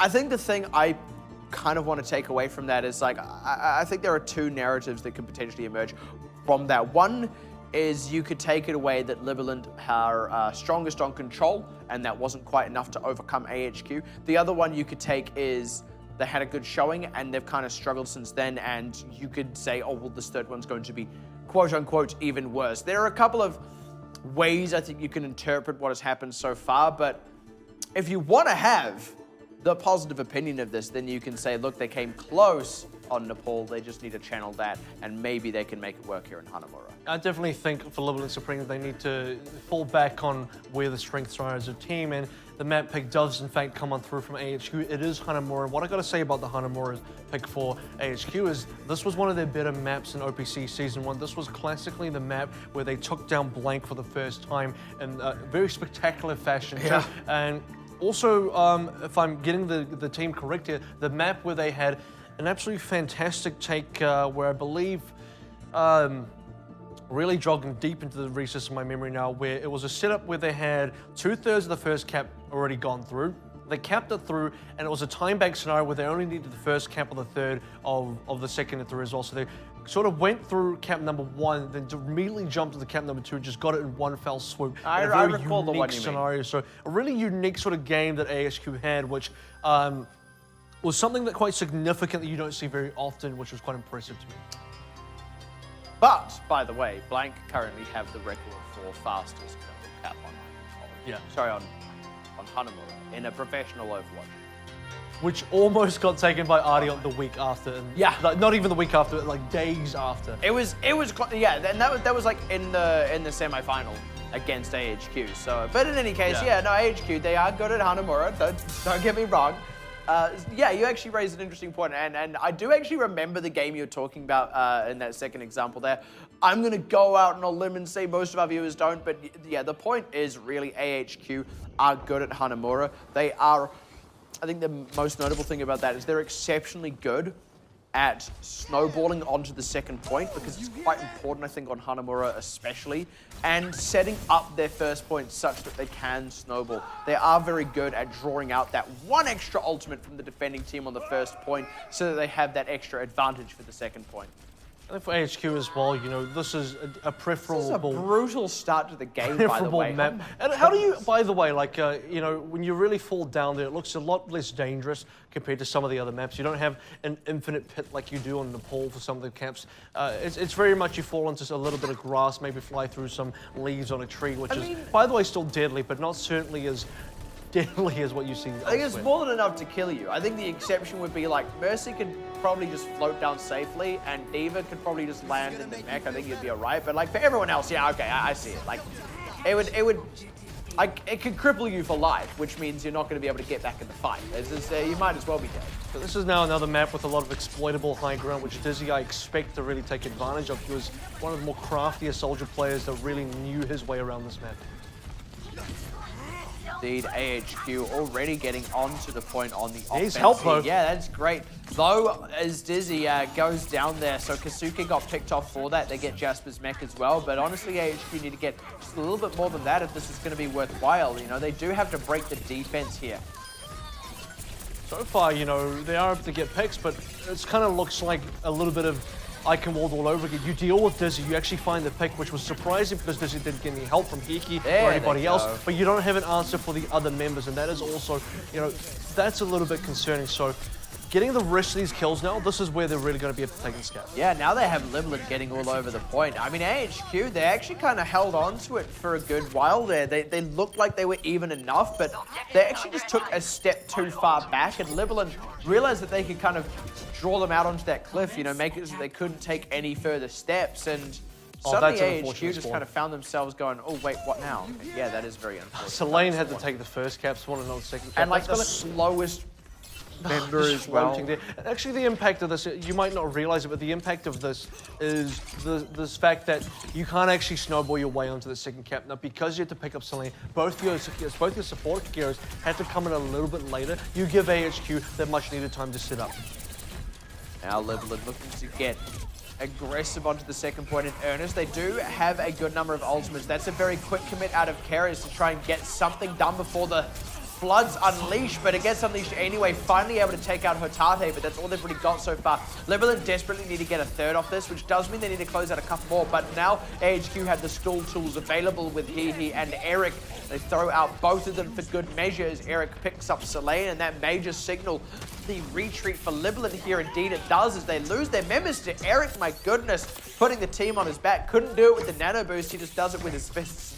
Yeah, big strong monkey man. He's always got that big back to put the entire team on. Dizzy now sitting on a tactical visor as well, making his way across to the opposite high ground, something we saw a lot of out of Dizzy. I mean, this is a bit of a playground for rocket jumping for Dizzy, as he can just sort of exploit so much space. And for Hotate now going to the soldier himself, it's going to be the soldier duel on opposite high grounds that really dictate the pacing. Yeah, and by the way, Dizzy on the soldier has always been like this undislodgeable strength of AHQ. So him being in that position it's like comfort zone for Dizzy. He doesn't have to back up and get some health, but he's not dead. That's what counts. Certainly is, and the team is still holding up on that top left section from Dizzy's perspective here, so as long as he's safe, his flank is looked after, he's not going to get chased from the other side. He should be fine, but he needs to definitely relocate. Yeah, absolutely relocating here. Going to throw out the ultimate now as he finishes the relocation. Pepper out for Libalent is relocate and sleep. Yeah, why not? Have a nap. Now, oh, wow, that is unfortunate for Hotate. Woke him up a little bit too early, and Dizzy, as it turns out, had a very bad sleep. He woke up grumpy, and I don't know where I was going with that. When Jasper takes the dive as he loses the mech there, and Libalent just kind of got repelled one pick after another. This is the AHQ defense that is very tough, and I think the other thing to take away from OPC Season 1 was AHQ was a very good defensive team, specifically on maps like Assault. Very hard to actually push on through, and definitely showing a lot of that again, and definitely showing one more time their ability to keep the ultimates in rotation, looking for rapid fire to get something done with this pulse bomb. Pepper as well needs to get some kind of work done if they really want to start cracking open this defense, but he doesn't. He goes wide as the nano boost out once again onto Eric as Rapid's pulse bomb goes wide, but honestly, they've already got a couple of kills through, and that's without the respawn advantage becoming a factor just yet. Hehe the only one dead on their side right now, actually. They use all the ultimates they have, but they'd be happy to do that because now they've still got the respawn advantage, and Libalent don't exactly have the craziest Raka ultimates. Yeah, well, they do have an advantage, though, so that's something to go off of. This is one of the rare moments in the series so far where AHQ are definitely and 100% behind an ultimate advantage. So for Libalent Supreme, getting a third here, getting 2 thirds here would go a long way because they are starting to run out of time, which means they only have a few opportunities to really get the progress in there before it's all too late. They do have that nanovisor combo. That could be all they need, but AHQ are kind of anticipating this. They're not going to let Libalent get this position for free. That's going to be the open up from Hotate, and half it's getting blocked. The other half has no targets. That's a really great bit of positioning there, and a little bit early, honestly, by Hotate. That's not actually where the team was. They were setting up around the side, and then now they've just kind of gone and finished that maneuver, I suppose. Cut off Libalent, who were awkwardly positioned. Dizzy got himself a 3K. All in a day's work. A 3K without even using tactical visor. I mean, at this rate, he's just styling on Libalent Supreme. He's sending a message that says, you can't get anything done with the nanovisor. I get more done with nothing at all. Just the usual bullets and nothing else to play with. Dizzy now sitting on tag visor. Probably going to look to do a lot more work than Hotate showed, unfortunately. So this is an angle he's going to take from the side as well. You did see him hide sort of around that top balcony side. The objective is under attack. Let's see how they go once again. Rapid around the backside. That's a stick. That's a great stick as well. And with Celine going down as well, it's already cracked open before it's begun. Libalent are just really struggling with this one. It's not even that AHQ are reading their positioning. It's just AHQ are proactively positioning, and Libalent aren't reading it on their way in. And that the second to last push that they just did for Libalent Supreme was a push where they did commit a lot. 2 ultimates minimum with the nanovisor. realistically didn't get anything done there. 3, maybe 4 ultimates coming back online. Hurtado actually recharges in fairly quick fashion, which is going to work quite well for Libalent Supreme. But that was a minute and about 15 seconds ago. We're about the 3 minutes something mark. We're nearly at the 1:30 mark and still yet to get 1/3 on the cap. This is a problem. And a ton of ultimates available for AHQ as well. Once again, just not reading the positioning on the way in as Hurtado goes down while Pepper was busy diving. And now he can try and continue the dive, but he doesn't really have much of a team to back him up. They're going to go ahead and commit ultimates, but AHQ hasn't used anything yet except for this Transcendence. The kills still haven't come the way of Libalent, and they're throwing yet more ultimates into the fray. AHQ still no one dead, still the respawn advantage in their favor, still a ton of ultimates as Dizzy finally goes down now. Libalent don't really have the members to keep the fight going on the point though. They really just need to take this one on the chin and back out. They are making AHQ commit a few more ultimates, but their ultimates AHQ are happy to commit because this is also running down the already limited clock that Libalent Supreme have. Yeah, absolutely. Dizzy still hasn't had to use attack visor and still kills are coming in, and still the time is running up. 50 seconds now remaining. 1 minute, less than 1 minute rather, not even a third, not even 33%, nothing to show for all this effort, for all the ultimates that Libalent Supreme are throwing in. And we're at the sort of stage now where Libalent have nothing left to throw in, and you're at the stage where you have only one push and you've got less to work with than you've had on any other push. Yeah, less than 30 to go now. No ultimates at all. Actually, no, Hurtado's been on the Soldier for a while. It's not even a change up. AHQ, they just have the resources here. Expect Dizzy to find some other kind of spicy position to close this one out from. And Rapid, look, a single good pulse bomb could just close this game out right now. So many win conditions, so many ways for AHQ to close Oh, that one Pepper's out. And that's asleep. one of them. That's one of them we didn't That's even it. really speak of. Wow, that's so huge. Rapid closing it out for good measure, and that's already the numbers advantage they need. Selene goes down as well. They might even just hold those ultimates for good measure, but here we go. Dizzy now has the opportunity to use the ultimate to close it out. Doesn't even need to. Libalent weren't even able to get on the point during the overtime. Not once, not ever. No thirds, no nothing. And AHQ, they only have to cap a third through. Strongest performance out of AHQ so far into the series. I mean, we thought Eichenwalde was strong, but Eichenwalde had a few problems, and especially on AHQ's attack, that's where they really struggled. So now we go back to the attack for AHQ, for Hanamura as well. Do they struggle again? Do they run something which, you know, I don't want to have to keep going back to the McCree, but it certainly wasn't as powerful for Dizzy as what you can see here on his Soldier. Dizzy gets a triple kill with no tactical visor, just a standard auto aim, just a standard attack that he has. Meanwhile, Hurtado can't get anything done with the nano visor. And you got to credit Hihi for the good Matrix play there, but it really tells a bit of a different story. Not only that, but you see Dizzy just kind of winning these 1v1 situations against Hurtado anyway. Yeah, now it is going to be their own defense. Libalent Supreme. Let's see how they handle it, because their defense was a little bit lacking on Eichenwalde. We have to be completely honest. That does not mean they can't defend Hanamura, though. This is a different map, different game, and certainly they could have taken the lessons of what went wrong on Eichenwalde. And I think the way to win here for Libalent Supreme is, I'm not expecting them to get a full hold on Cap A. That would be amazing. That would give them the win. However, the likely scenario, the realistic scenario where they would get a win is force a lot of time from AHQ on Cap A, make them cap it with 1 minute remaining, make them cap it into the overtime or something like that. Then you have a lot more to work with into Cap B, and suddenly you have the possibility of actually preventing that 33% from actually going over for AHQ. But aside from that, if you don't see a good showing on this first defense from Libalent Supreme, I think it might be all over. It just might be. You're completely right. And we talked about it. I mean, you talked about it quite specifically, how good AHQ are at snowballing Hanamura especially. They're not necessarily going to cap 2/3 just so they can have a crazy push through, but look, they are really good at it and really good at setting it up so that they can snowball the second point, where they only have to get a third. And Dizzy, this is a special one. Yeah, it is, and this is kind of the Dizzy Widowmaker that beat you up on Widowmaker on the classic Ilios semi-final that we did see. So expecting Dizzy to get something done here, but Pepper, as long as Pepper can stay onto Dizzy, the harass should be enough to prevent anything from happening. But Pepper does need to be careful in doing that, and also it means Pepper isn't really able to harass these healers. So while he's busy doing that, the rest of the team is just slowly getting pushed in on by the remainder of AHQ. Good pick on Tekeras though as Pepper wraps back around for that one. Jasper loses the mech and Hurtado is low, but if they hold down the fort for just a moment longer, get the health bars topped off, they should be fine. Eric in trouble goes down. They get the trade back. Yeah, that's spicy.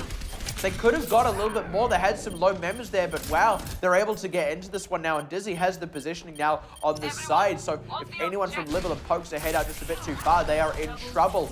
AHQ taking advantage of it, pushing Libalent so far back. That was insane. And so this is the thing that you have to be able to remember here, that yes, Pepper did come back in to help his team pick up the Celtic carriers, but if Pepper's gone, that means Dizzy's also free to do damage himself. So Pepper no longer has the pressure onto Dizzy. Maybe the better option was to maintain the 5v5. That's where Libalent Supreme was going to get a better hold, knock Dizzy out of the competition entirely, because as soon as Dizzy came back in, that was an instant 2 kills. Now all they need to get is that 1/3. They don't have heaps Grab of coming resources, up. but yeah, now that they've got the grab, oh, but a pulse bomb from Pepper on 2 is big. Good thinking there by AHQ to not throw any ultimates into that one. That was a lot committed out of Libalent, so AHQ, they're not going to get the hard snowball, but they do still have a good opportunity ahead of them. I almost think Dizzy should kind of swap off here. Soldier will be really good in this situation.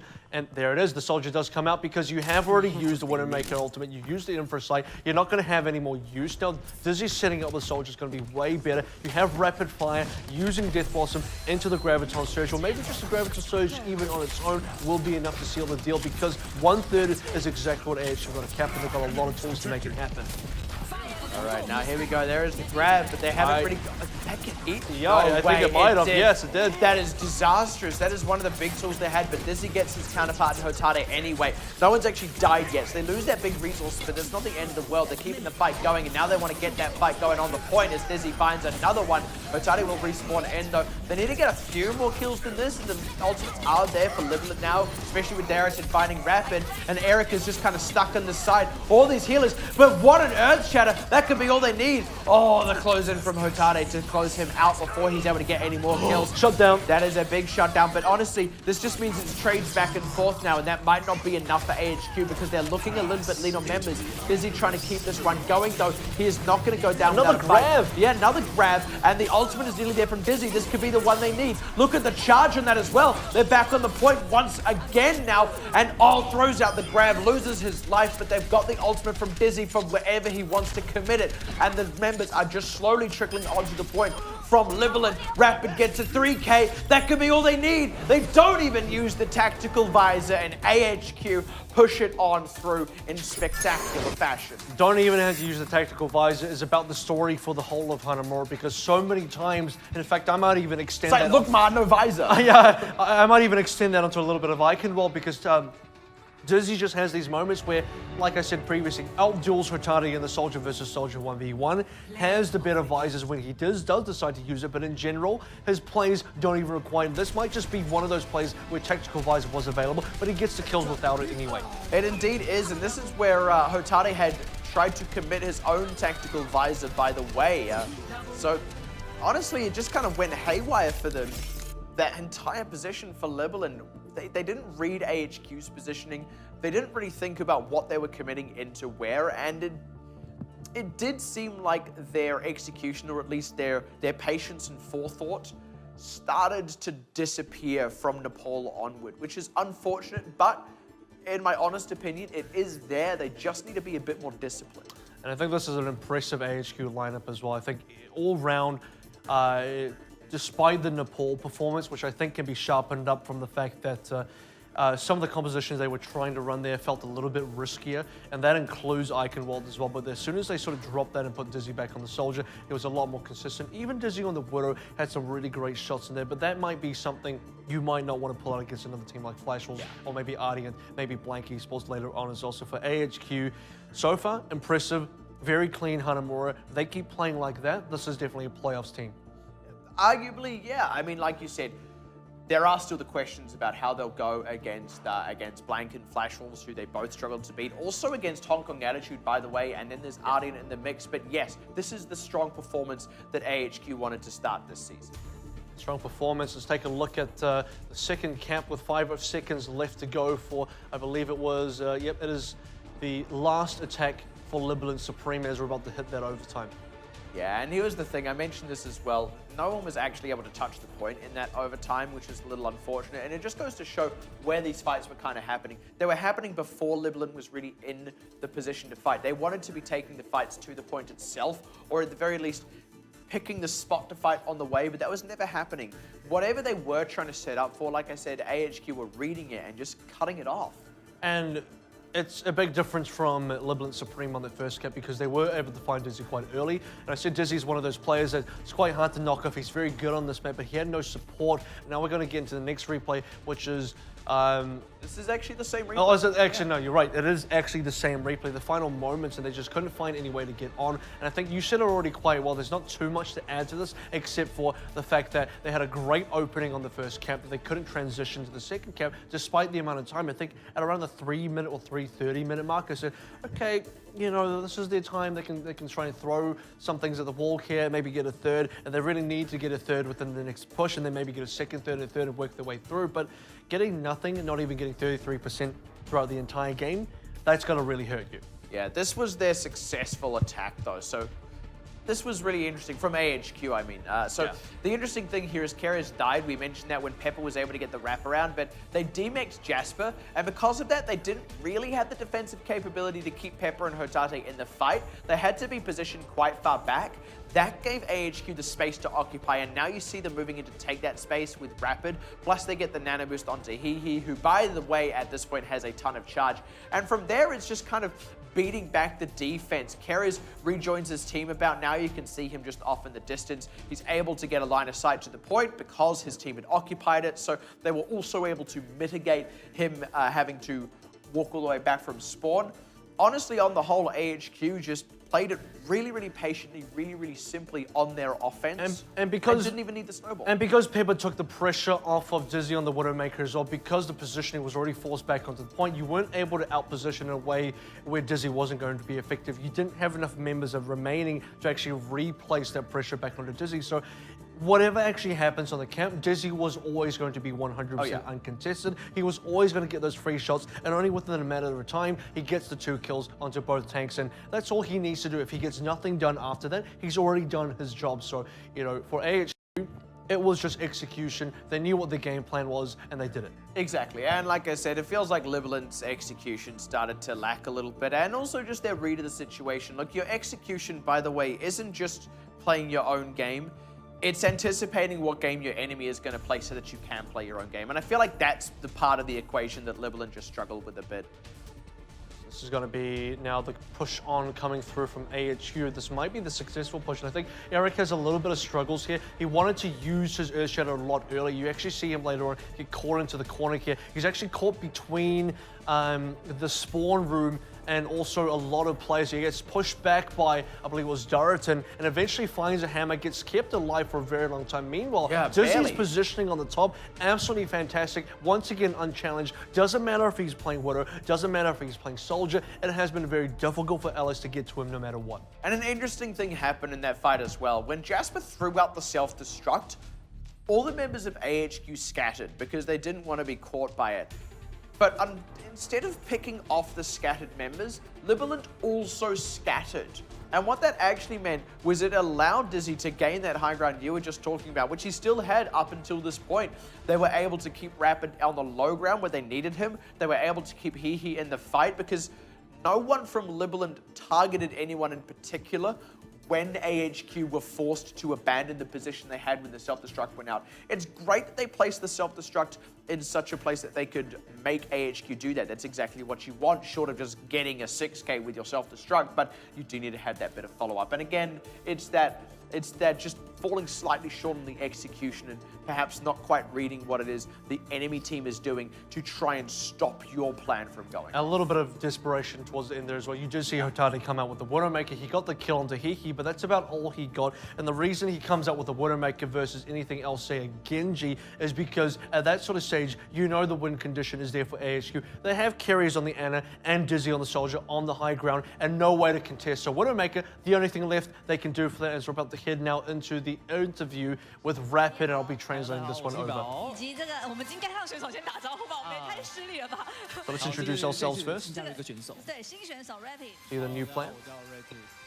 Hello, I'm Rapid. So when you first joined AHQ, did you feel like it was a fast process or quick? It was actually quick. Was it hard for you to get on the team? 因为其实我经验就是很不足。 So 原本 I feel like my experience was a little bit low. 都认识，因为之前 But I did know 都 the 是 players 战友 before. 这样。这某款游戏的战友这样，所以沟通上基本上应该不会有太多 So 磨合 how 上 do 的 you 问题。 feel the 可是 communication 基本 so 上 far? 这是一个全新的游戏，所以全新的游戏 So- ，Excuse me， 我们对对 So 对 it is still a little bit of a new game 所以 for me. 之前魏章问好像在问一个路人哦，你之前有常打斗争特工吗？我应该是出了1年之后再玩。对。 So the game already came out for a whole year before I picked up Overwatch. 精确一点应该是3月。3月的时候。 So I've 那你 been 今天这个 I've been 爱 playing 希瓦 since 的拖推 March. 车也是感觉蛮老江湖的啊。基本上就是我的工作应该就是待在车上，然后收点上的人。那 So, you know, the play where I snuck the cap on through, I feel like it was my job to really put pressure on the cart to make sure it's always doing something.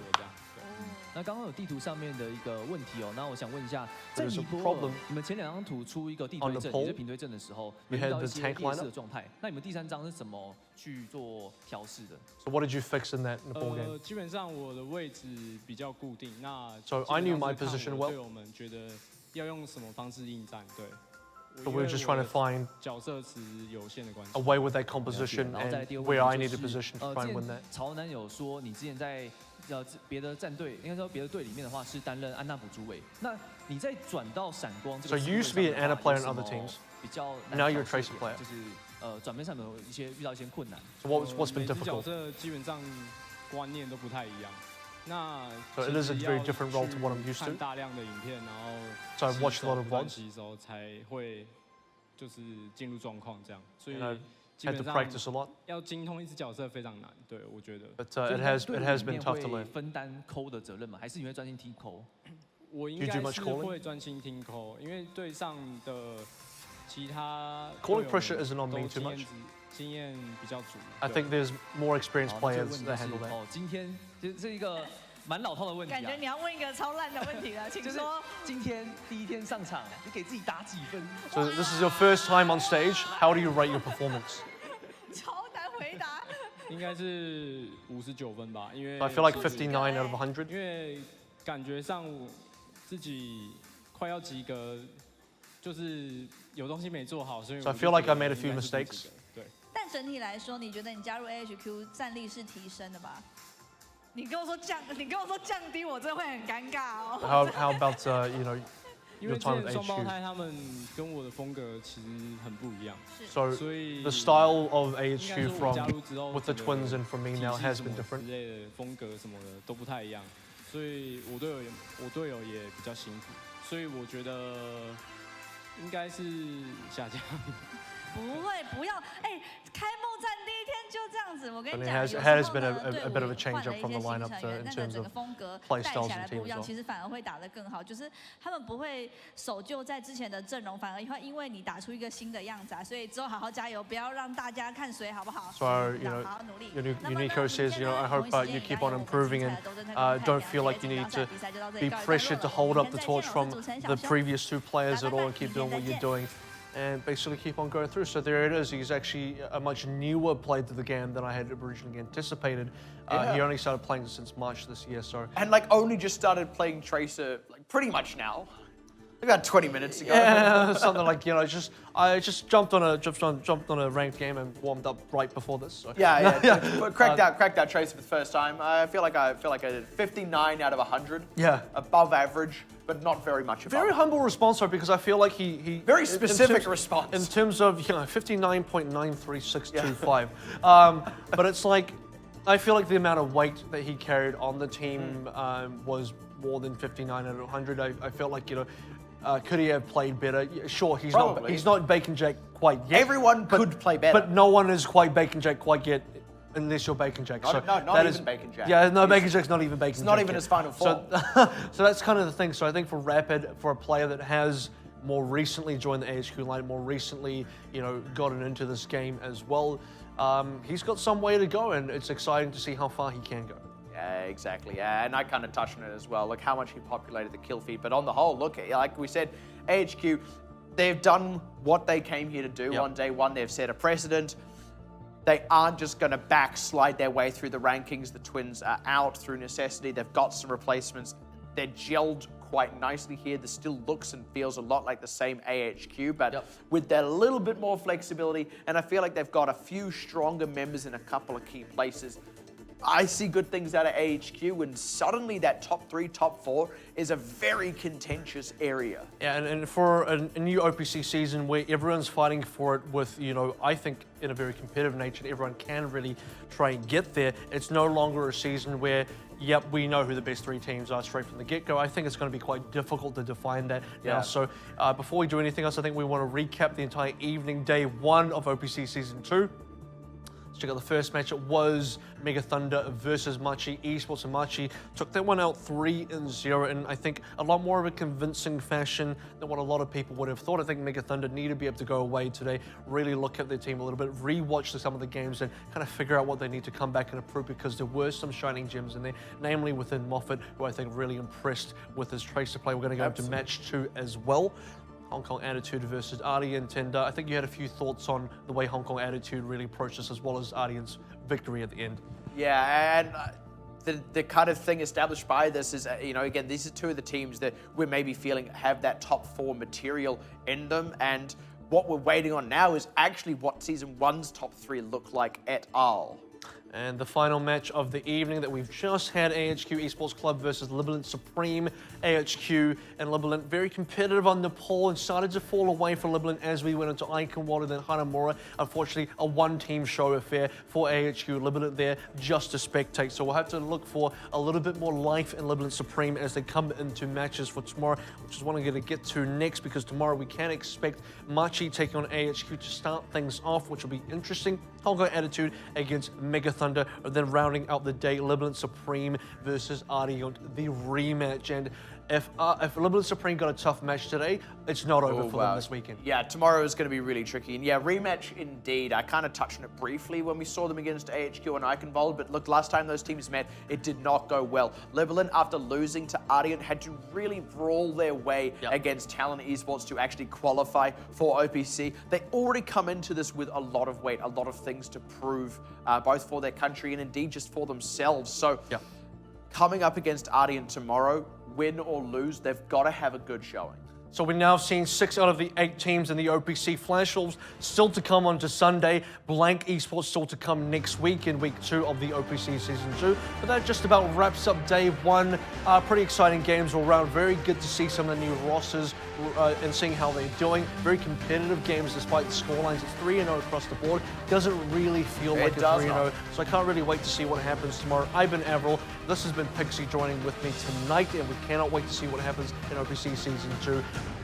Day number 2 tomorrow. We'll see you then.